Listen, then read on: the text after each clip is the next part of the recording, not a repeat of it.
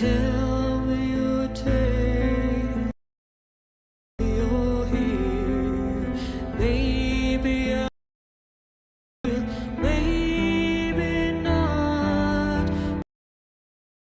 Forget my name this time.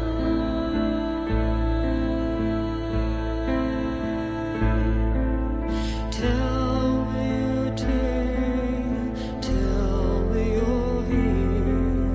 Maybe I'm real, maybe not. Don't forget my name this time.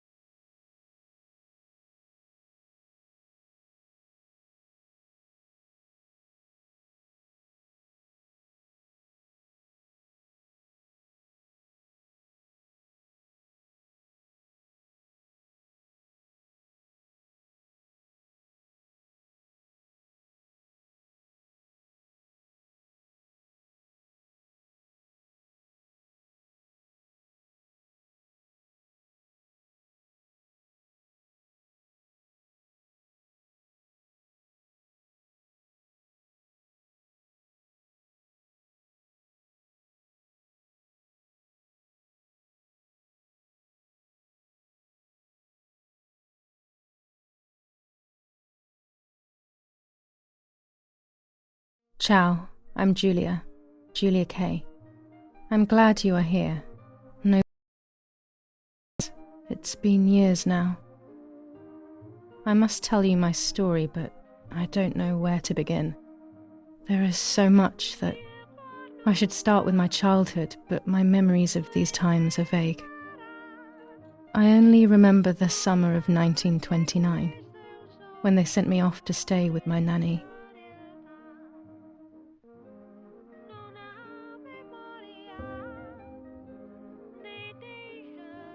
Nanny, will you tell me the story of the White Lady? No, little sparrow, not tonight. A fog is coming, see? Yes, I know that when it's foggy, the lady kills young women. But why is she so evil? You see, Julia, pain and suffering can make us do evil things, even if we're not actually bad. Just like soldiers have to kill other soldiers. I like the lady I've decided, Nanny. She must be in so much pain, the poor dear. She still scares me a little, though. Soon I'll be a young woman, and she could kill me. Does she kill those who love her? Of course not. That makes me feel better because I love her. But what about Martha? Would she be in danger? Your sister is with your mother, so do not worry. Do you miss them? No. I mean, yes, I miss Martha a little. But I love spending time with you. Now, go to sleep, little sparrow. It's getting late. Okay, Nanny. I'll go to sleep and dream of the lady. Was she beautiful? She was beautiful. Yes, very much so. Then she'll be beautiful in my dreams. And will I be beautiful just like her? You'll be even more beautiful. Listen, Nanny. Since the lady won't harm me because I love her, and since you're not a young woman, could you tell me her story, even if it's foggy outside? Please. Oh, please, then I'll sleep. I promise. Oh, all right. You always get your own way.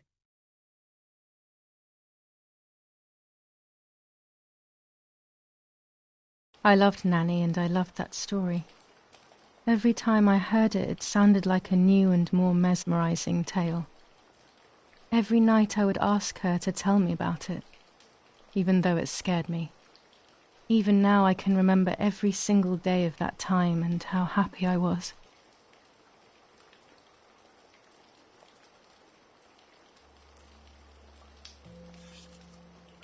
According to an ancient legend, the lakes of the area are haunted by the spirit of a young woman who was killed by the man she loved.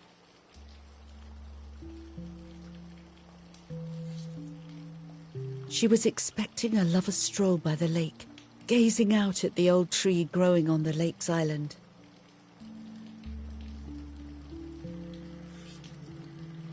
So much hope and desire, but death, not love, was awaiting her.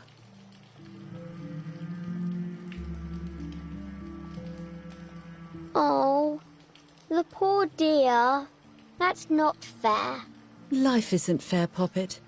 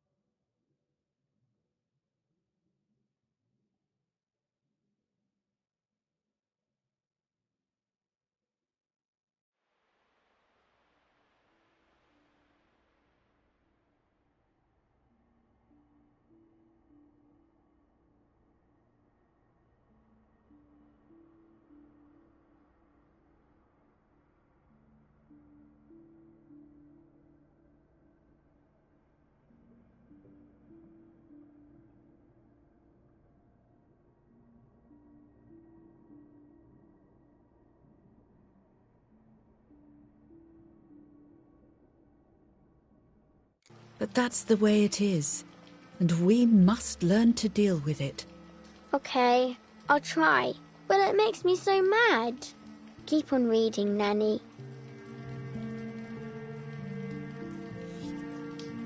In despair, the man confessed he had killed her out of jealousy.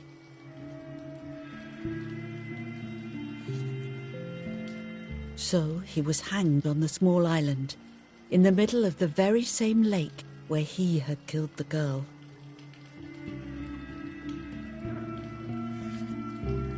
They searched everywhere, but the girl's body was never found.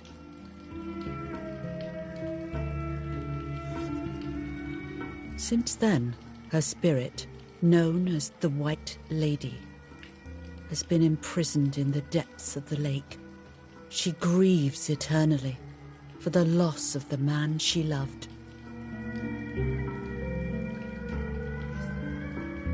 When fog arises, the White Lady is known to leave the waters of the lake and roam the woods, looking for her long-lost love in vain. Within the fog of dawn, hunters have claimed to hear the wailing of a woman in the distance. I'm a little scared of this story, even though I like the lady. Should I stop reading, my little sparrow? No, Nanny. Daddy always tells me that fear must be faced. Go ahead. Okay, honey.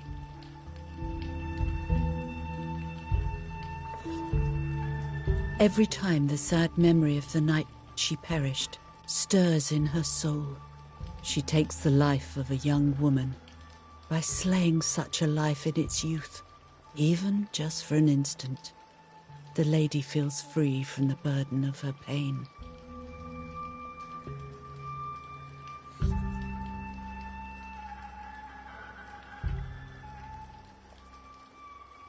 Good night, Nanny.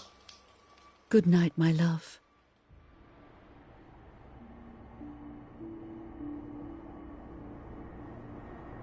I spent almost 3 years with the nanny, but when I came home, I quickly forgot how to be happy. My memories do not return until 15 years later, in 1944, when I stayed in that house.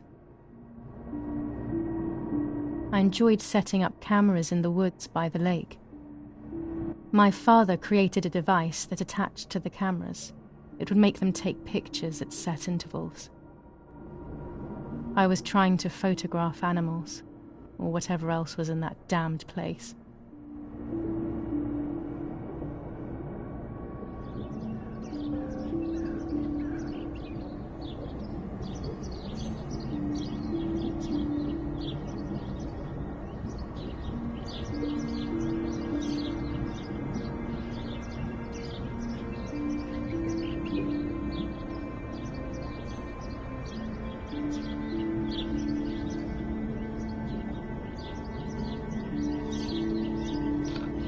Reel off the film.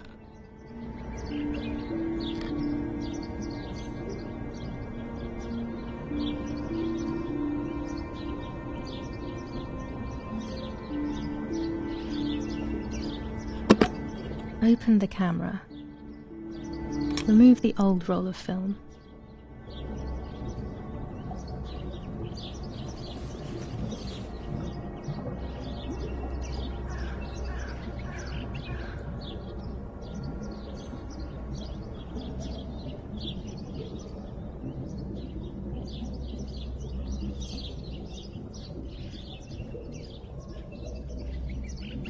Put the new film in.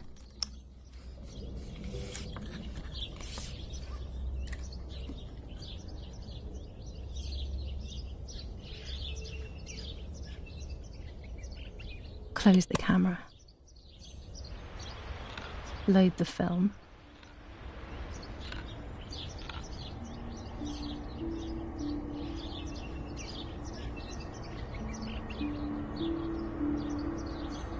Activate the timer.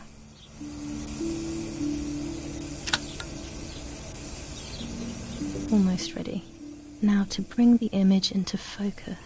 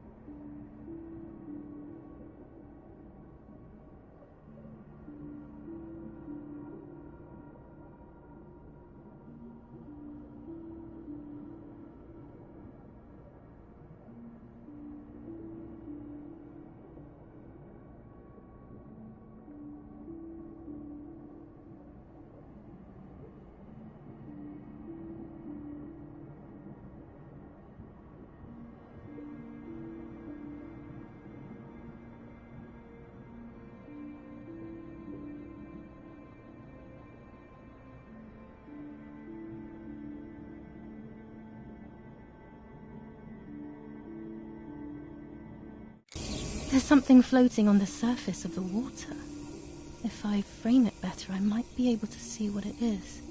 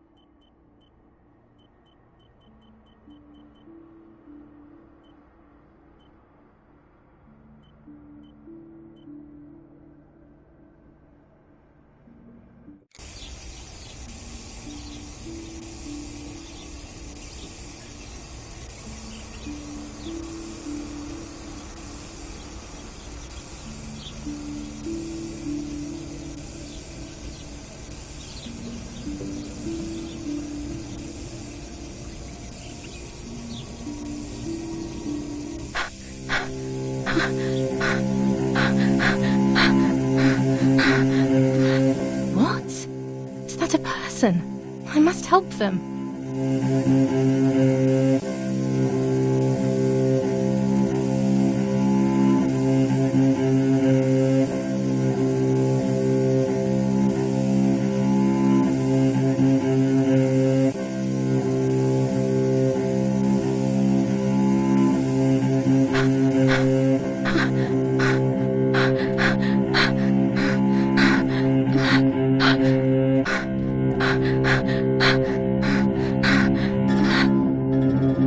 I was horrified at the idea that someone might have drowned in my lake. The lake was my world, where I would spend entire days daydreaming. I would lose myself in my thoughts, but that was a rude awakening. So terrible.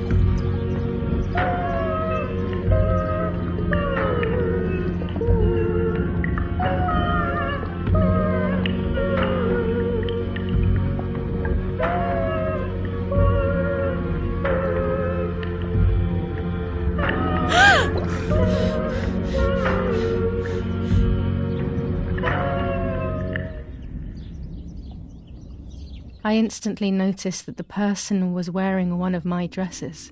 I was scared. I dragged that lifeless body as best as I could to the shore, trying not to drown myself. Only when I lifted her in my arms did I realize who she was. It was my sister, my twin, a part of me, dead. Impossible to comprehend. I was desperate. I didn't know what to do or to think.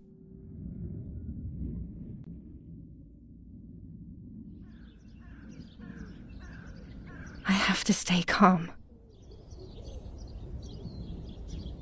Martha is not dead.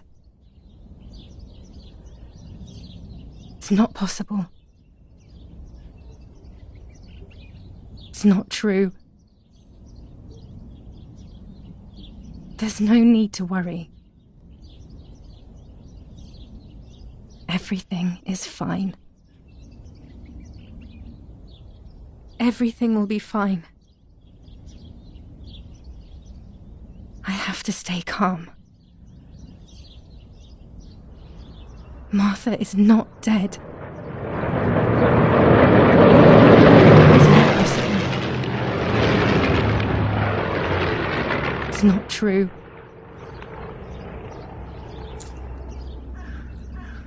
Martha, February 26th, 1923.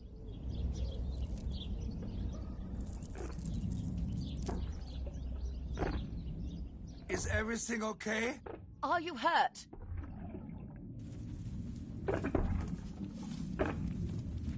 What are you doing? Go, Eric! Run! My parents ran towards me. My mother hugged me. She, who detested me, was now cuddling me. Her warmth filled me with life, and the pain became bearable. I felt protected. "Martha, are you okay?" she asked me, speaking slowly in order to let me read her lips. She thought I was deaf. She thought I was Martha. I didn't want the moment to fade, so I meekly nodded my head. I didn't realize I had done something that couldn't be undone. I would have to pretend to be Martha forever.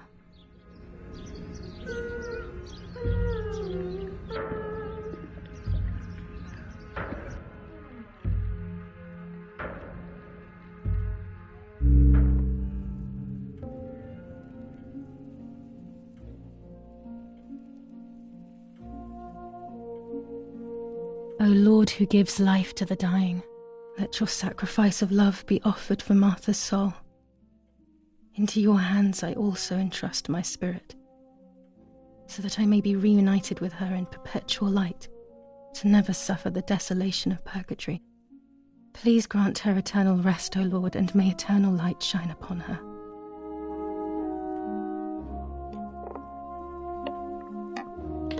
Eric, did you remember to light the candles in the hall? People will be here soon.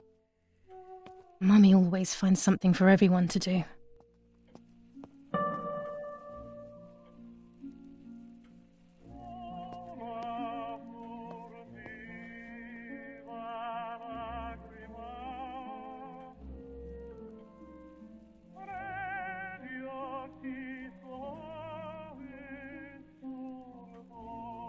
There's no reason to use the phone right now.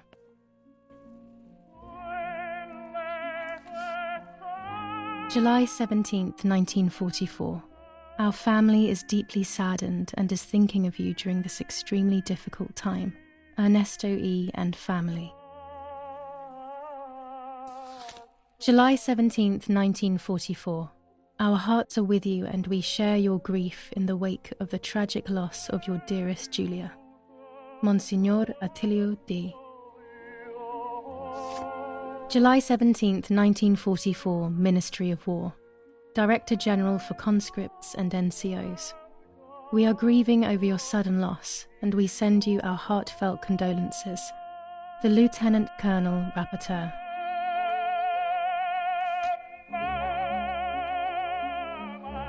An old painting. I find it so sad. It communicates a sense of deep solitude to me.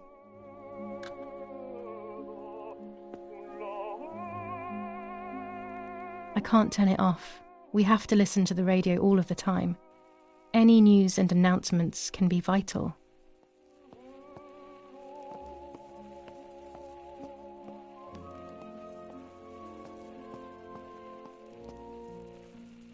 Books, books, and more books. In our villa there must be 10 times more than even here. Daddy must be devastated. He loves me. I messed up and now I have to watch him suffer my death. I can at least light the candles and let him find some comfort in sleep.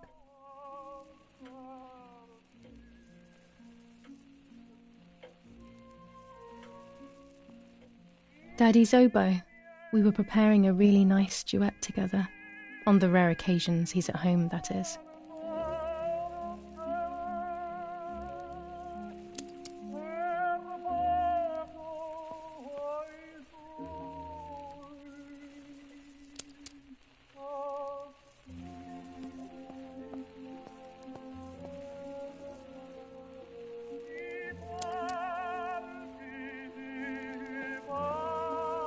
Done, can you come and get the flowers, please?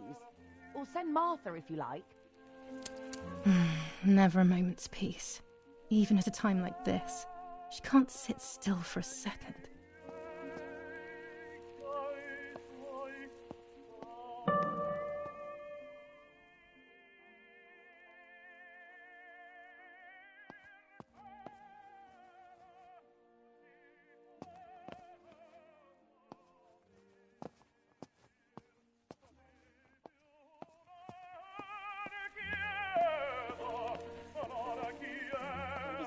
Coming to get these damn flowers. When Mummy asks for something, there's no escaping it.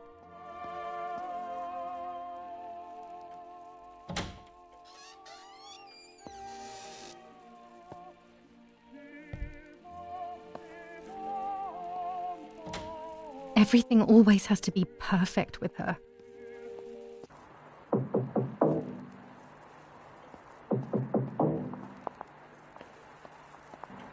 Parla Londra. Trasmettiamo alcuni messaggi speciali. Felice non è felice. È cessata la pioggia. La mia barba è bionda. Parla Londra. Abbiamo trasmesso alcuni messaggi speciali.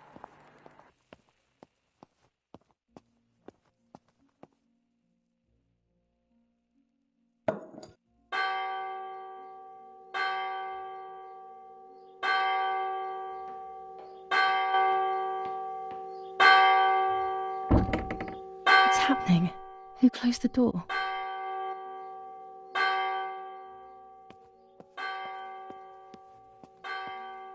Erich, wake up. Do you think it's appropriate to sleep here, of all places? What? Yes. I must have fallen asleep.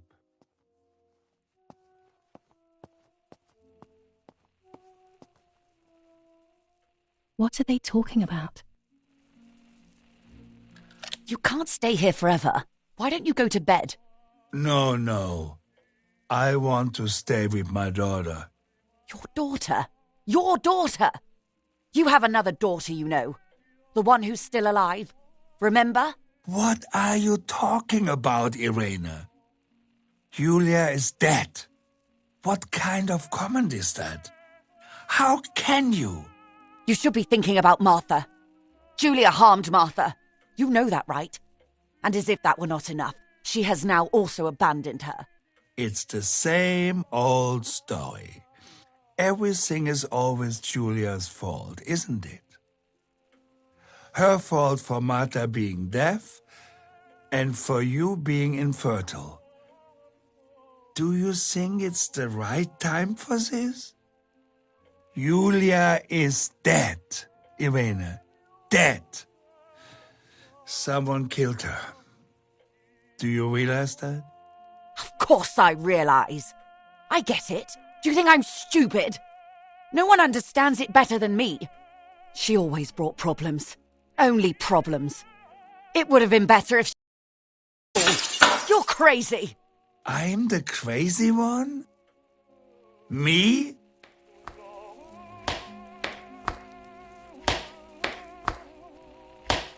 They have done this to get at me, yes. Your death is all my fault. All I could ever do for you was hurt you, Julia. My poor, sweet, crazy girl. What will I do without you? What will life be like now? All the time I didn't spend with you. But now I'm home. We can go fishing together. We can take pictures of butterflies. No. We can't do anything together anymore, can we? Nothing. I miss you, Julia. I miss you.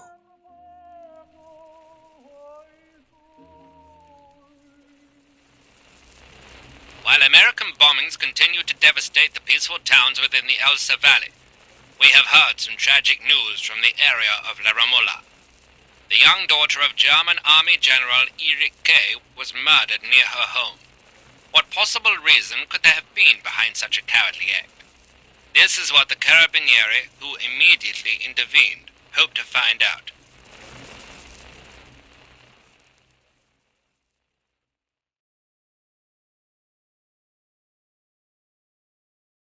Mother didn't seem to suffer from the situation. All she cared about was that my death was so painful for Martha. But not having me around anymore must have been a great relief to her. At the end of the day, it was better for everyone that it was me who died. And it was better for me too that people thought that. But the guilt began to consume me. That's when I started having horrible nightmares.